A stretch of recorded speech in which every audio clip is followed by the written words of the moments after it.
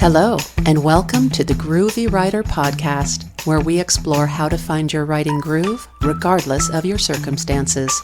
I'm your host, author and MFA instructor, Nicole McInnes.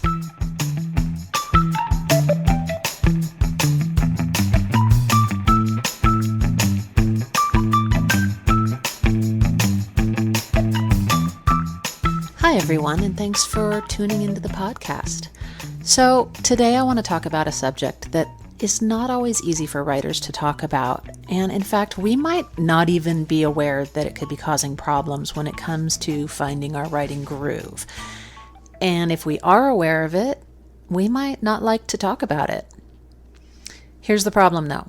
Not talking about this thing tends to perpetuate it. And if it continues long enough, it can be paralyzing to the point where sometimes we can stop writing altogether. So the subject for today is shame. And my question to all of you is, do you feel shame as a writer? And if you do, what can you do about it? In my work with writers over many years, and I'm talking about writers from middle school up through MFA graduate students, as well as professional writers beyond an academic setting, and frankly in my own writing life, I can tell you that shame is something that is incredibly common for writers of all ages, from all walks of life, and who are working in virtually every genre and category that exists. I also think typically, maybe not always, but typically, we first encounter it, even if we have a problem naming it, we first tend to encounter it when we're a little bit older.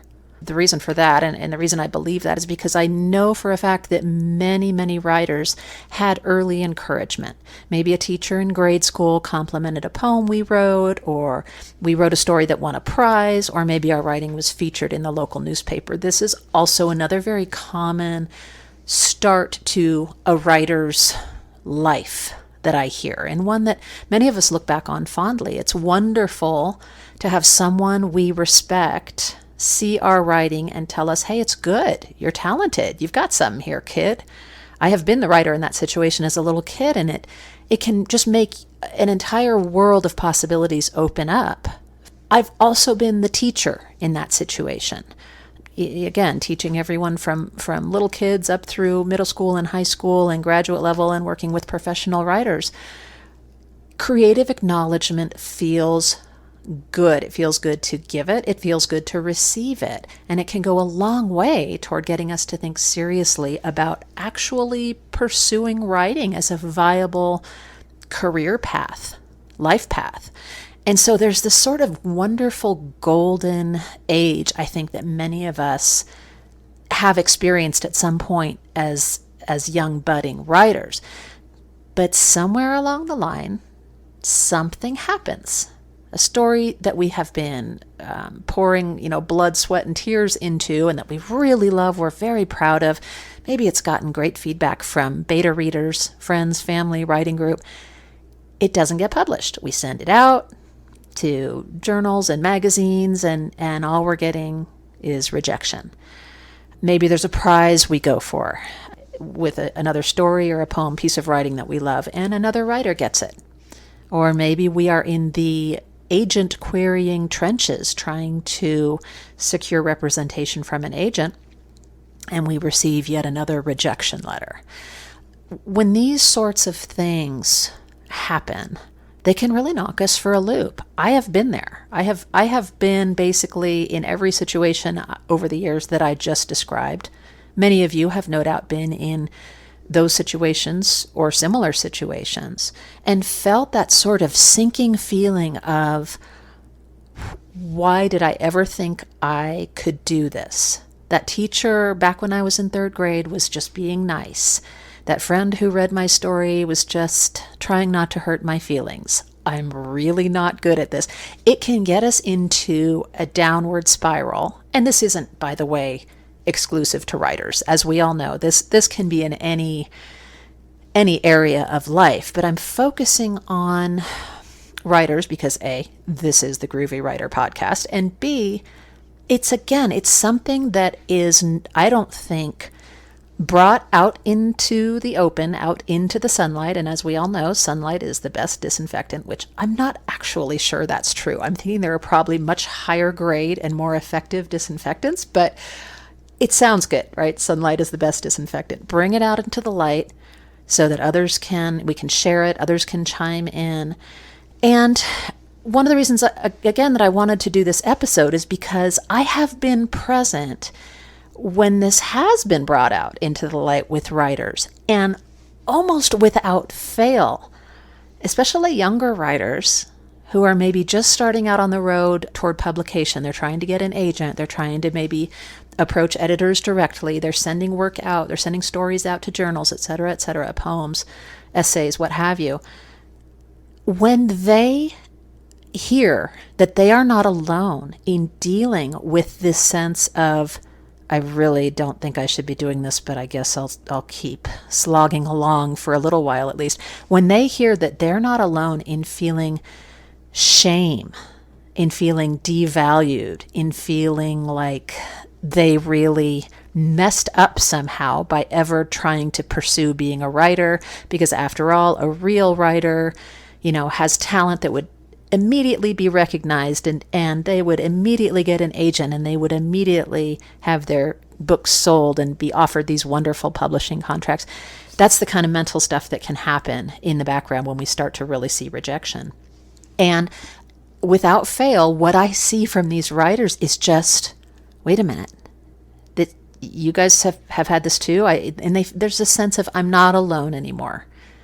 I know it's not just me. I'm not just some lone loser who gets a rejection and then logs into social media thinking, oh, I'll just browse on Twitter or Instagram or Facebook only to see 3 other writers crowing about their recent deals and this great contract they got, which can also be very demoralizing. But then it can also perpetuate that downward spiral because, hey, we're supposed to support other writers. We're supposed to feel happy for them, even if really inside we're feeling this sort of, this angsty, unpleasant feeling. So again, it can be a huge downward spiral. I have been there. I have worked with and spoken to and commiserated with many, many other writers who have been there. And so I think the main question again is, have you dealt with it? And how do you know? Because here's another thing. I don't think shame is often easily identified as such.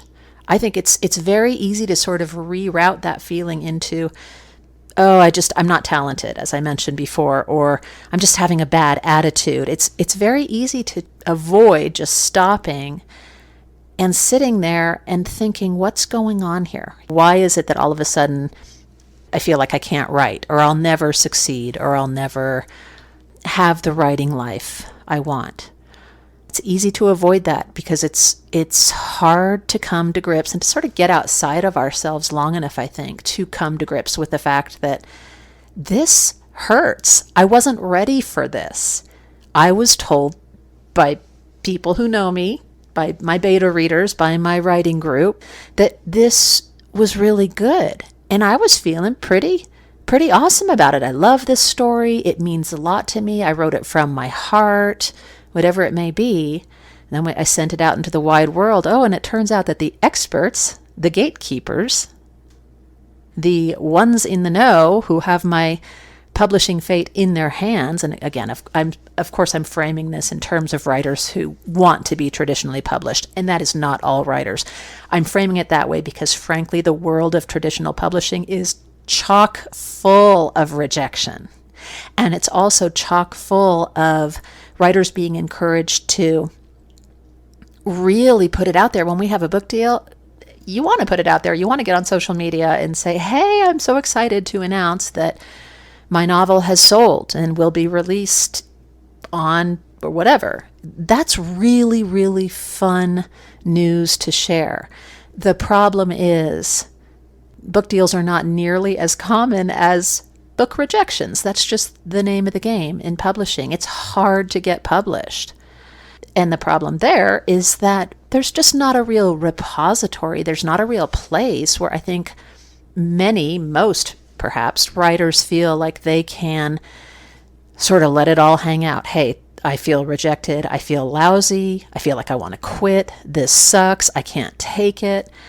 And again, that's just sort of part of the impetus for this episode. And no doubt I'm going to be talking more about this in the future because I have a lot of thoughts about this, and I know I'm going off in some different directions here, but I just think it's important to put a voice to it. The main reason I think it's important to put a voice to shame writers feel, just like it's important to put a voice to shame that anyone feels for any reason, frankly, is because when we try to hold it inside, not talk about it, smile, just, I'm fine, everything's fine. For some people, maybe that works, but I think for a lot of people, it becomes this sort of toxic stew. And it really can, and does, paralyze writers to the point where they stop writing altogether. And I just think that's a terrible, terrible shame. One of the things we hear a lot about is, as writers, we need to develop a thicker skin, especially if we're going to put our work out there in any way, shape, or form into the world, trying to connect with readers. That might be that we are trying to put our work out there via self-publishing.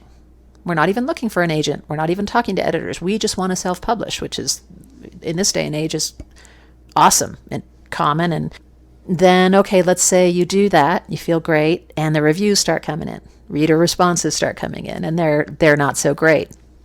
That can be hard to deal with. And of course, with traditional publishing, it can be anyway. So again, I don't want to get too far afield here or get too specific, but I just think that once we identify that shame is something we're dealing with, and especially if we identify that it could be detrimental to our willingness to go forward, and I have known those writers who stopped writing altogether. It's just too hard. I can't take it. My ego can't take it. What am I, some kind of egomaniac where I can't deal with rejection? Well, no, you're a human, and it's normal to feel like you can't take it because it sucks. It's really hard. And as writers, we tend to be often, not always, I've known some writers who definitely don't fit this profile, but I think very often we tend to be sort of sensitive souls. We're very open and receptive to what comes along, and rejection can just be so harsh and painful and degrading and horrible. So I think once we identify that that is what we're dealing with, it's really important to start strategizing. Again, drag it out into the light, douse some, really strong antiseptic on it, and then think about it, strategize, realize, and it can often be a sort of rite of passage, like a growing up experience for writers, where we are no longer in this romantic zone of, I'm going to be a writer and I shall sit with my fountain pen all day and dreamily stare out the window between bouts of composing my beautiful, wonderful literature that the world will embrace. We sort of leave that zone, and it's a disillusionment. It's this awakening of, whoa, this is going to be harder than I thought. And I have to tell you, I really believe that is a very good thing. It hurts. It's not a fun thing, but it's a good thing. Just like, frankly, I think most disillusionment is, because if we're living in any kind of illusion, while it can be comfortable and fun and the possibilities seem endless and things can only go wonderfully for us, it's just not realistic. So I think when we can come face to face with any shame we're feeling, and we can really look it square in the eye and look ourselves square in the eye, which obviously hard to do without some kind of a mirror, but look at our reaction, look at the hows and the whats and the whys and the whos and all of that, we can learn something that will stay with us for the rest of our lives. As I said, I'm going to be talking more about this in future episodes, but I at least just wanted to bring it up in this episode. And here's what I encourage you to ask yourself. Am I, or have I, because it might not be right this moment, have I ever felt shame as a writer when I've been rejected or something didn't go the way I had really hoped it would with my writing? Have I felt shame? And if so, did I handle it in a way that is helpful to me now? Or did I handle it in a way, or maybe not handle it, as the case may be, just avoided handling it or looking at it in a way that has been detrimental to my writing life? And I think it's a really important question. And often it can be easier to look back on something, a rejection, even if it's a little painful to revisit. In hindsight, we can often see things much more clearly, as we know. And we can do a little bit of take it apart a little bit, deconstruct it. How did that feel? What did it cause me to do or not do on a practical level? Has that been good for my writing? So I'm going to wrap it up with that. This is a short and sweet episode, and we'll talk about in a little bit of a later episode, what can we do when we do experience that shame that threatens to stop us from writing altogether, because that is a big no-no when it comes to finding your writing groove. One of the hallmarks of doing that is you got to keep moving forward, got to stick with it. Alrighty, I'll talk to y'all soon. Thanks again for checking in.